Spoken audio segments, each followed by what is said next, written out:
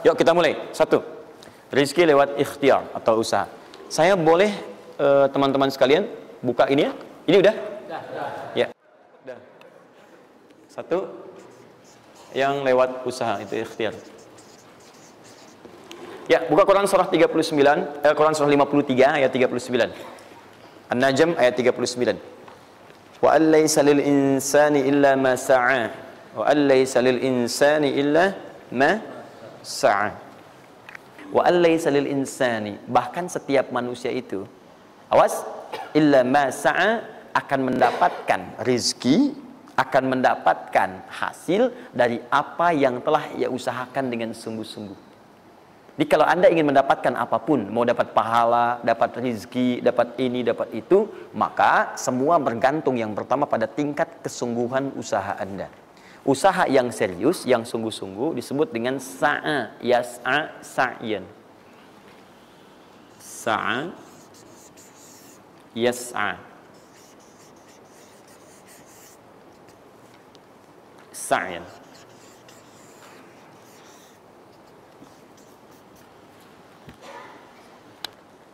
Ini sa'a, yas'a, sa'yan tidak disebutkan dalam bahasa Arab kecuali menunjuk satu usaha yang sangat serius, sungguh-sungguh.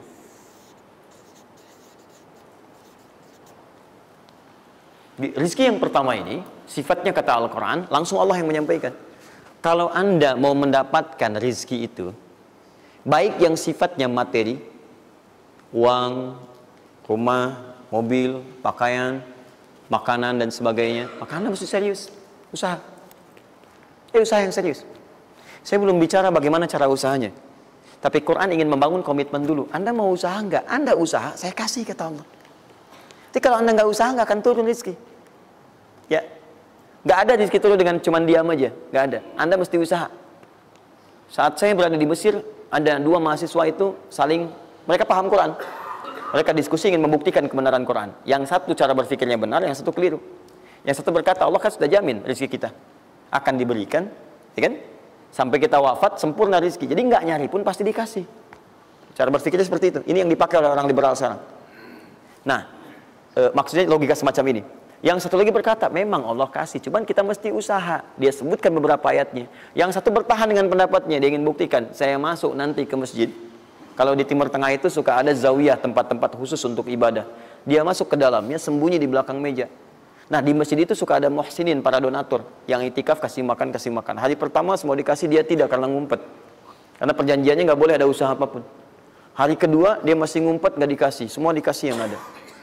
Hari ketiga sudah lapar sekali, sudah nggak tahan. Begitu udah dikasihkan, yang muhsinnya tanya, hal min akhar, ada lagi yang lain nggak? DKM jawab karena nggak tahu, kan ngumpet. Nggak ada yang lain. Baik, kalau gitu saya kasih ke tempat lain. Karena beranjak mendengar suara itu, dia langsung kasih kode dengan berdahan. Kaget kan DKM. Begitu dibuka, ada orang ngumpet di belakang meja, sudah kelaparan. Akhirnya dia ada orang satu lagi di sini, langsung dikasih bagiannya sampai dengan 3 bungkus.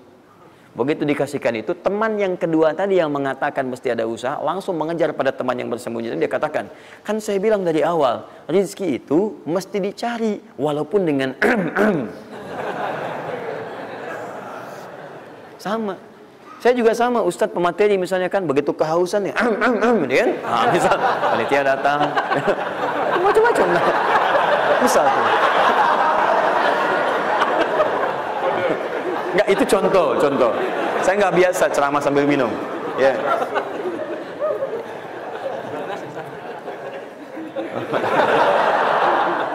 Jelas ya? Nah, jadi prinsip yang pertama, kita harus punya komitmen yang kuat dengan Allah. Kata Allah, kerja ya kerja. Kata Allah, usaha ya usaha, jangan diam. Di usaha itu sepanjang keluar yang disebut usaha dari dalam tubuh kita, kaki melangkah, tangan bergerak gitu kan, kemudian mulut berbicara, bersuara, atau telunjuk menunjuk aja, ada usaha, rezeki turun. Apa butuh pembuktian lagi? Tuh lihat di beberapa belokan-belokan tuh, cuman orang begini aja, prit, 1000, makasih Pak, 2000, makasih bos, ya kan, 5000, paman. Om. Wah, jelas ya, paham ya? Nah, ini yang pertama, usaha yang serius. Nah, ini langsung dicontohkan oleh Allah. Bahkan kalau Anda serius, nah perhatikan, ini jejaknya langsung ditemukan dan diabadikan dalam Al-Quran. Ada beberapa tahapan yang mesti kita tahu. Satu, 2, 3. Perhatikan cara keseriusan yang digambarkan dalam Al-Quran. Teman-teman, kalau saya sebutkan sa'ah dalam Al-Quran, mungkin agak banyak kita mencarinya, butuh energi. Tapi kalau saya ilustrasikan begini, antum insya Allah akan lebih cepat menemukan. Kalau kita haji atau umrah, kemudian ada ritual setelah tawaf, namanya apa? Sa'i. Apa itu sa'i? Tuh kan, lari-lari kecil. Kalau lari-lari besar, maraton. Kan sudah saya tuliskan di atas. Sa'i itu kan dari sini tulisannya. Ya. Dari mana sa'i itu? Safa ke Marwah. Ya, buka Quran surah kedua ayat 158. Paling kiri di pertengahan.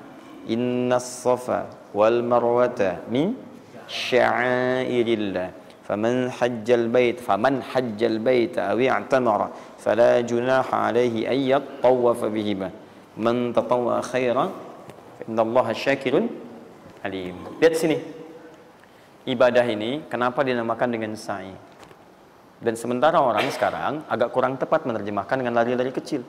Dalam bahasa Arab lari kecil bukan sa'i. Dalam bahasa Arab lari-lari kecil itu bukan sa'i. Ingat baik-baik kalimat ini. Kenapa dinamakan dengan sa'i? Karena di tempat ini pernah ada satu sosok yang sangat bersungguh-sungguh untuk berusaha. Sangat serius.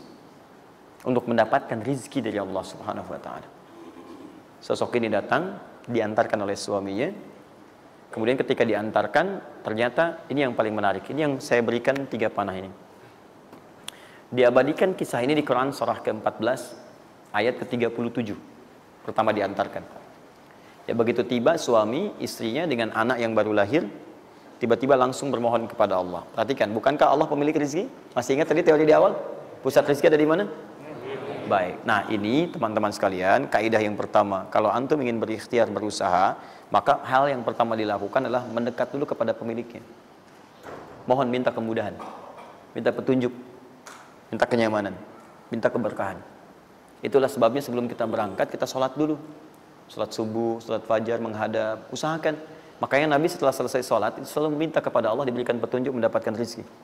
Ya, yang di Ibnu Majah nomor hadis 925 itu, Allahumma inni as'aluka ilman nafi'a wa rizqan thayyiba wa amalan mutaqabbala. Minta.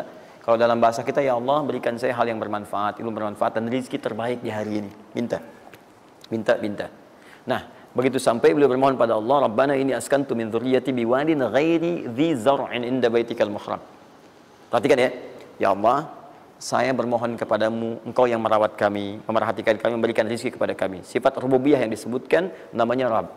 Begitu meminta kepada Allah, ya Allah sekarang saya diperintahkan olehmu sebagai tawadu. Nabi Ibrahim mengatakan, saya menempatkan sebagian keturunan saya, istri saya, anak saya di satu tempat yang sangat gersang.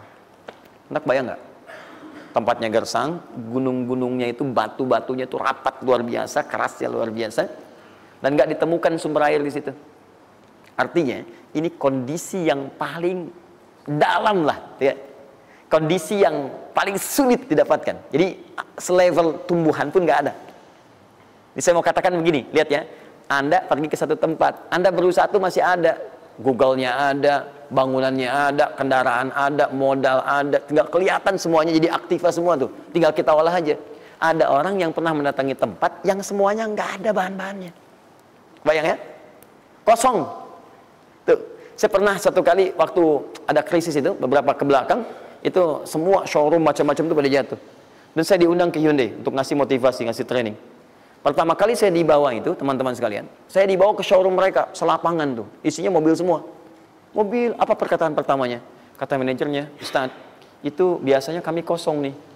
Sekarang banyak seperti ini katanya. Mohon nanti diberikan gambaran seperti apa kami mesti semangat macamnya. Saya bilang, Pak, Bapak itu luar biasa ya. Tahu nggak Pak, orang yang pertama kali menemukan mobil, jangankan mobil begininya, bahannya aja susah nyarinya.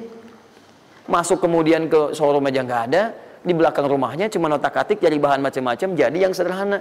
Ya dari situ aja jadi mobil. Bapak sekarang udah ada mobilnya, tinggal dipasarin aja. Nah sekarang banyak orang banyak mengeluh. Nabi Ibrahim dulu cuma bawa istrinya ke tempat yang gersang luar biasa, nggak ada potensi apa-apa, materinya kosong, itu gersang, tumbuhan nggak tumbuh.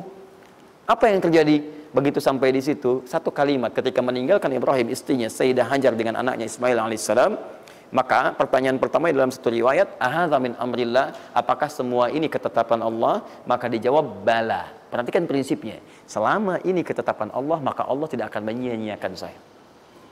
Dan rizki telah Allah tetapkan kepada kita, maka Allah tidak akan pernah menyia-nyiakan kita.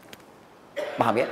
Jadi kalau Anda ditempatkan di kondisi apapun, bahkan mulai belum bekerja, baru lulus kuliah, bahkan mulai baru membuat satu bisnis misalnya, atau macam-macam halnya, ingat, ada yang lebih buruk kondisinya daripada Anda, yang semua bahannya bahkan belum didapatkan.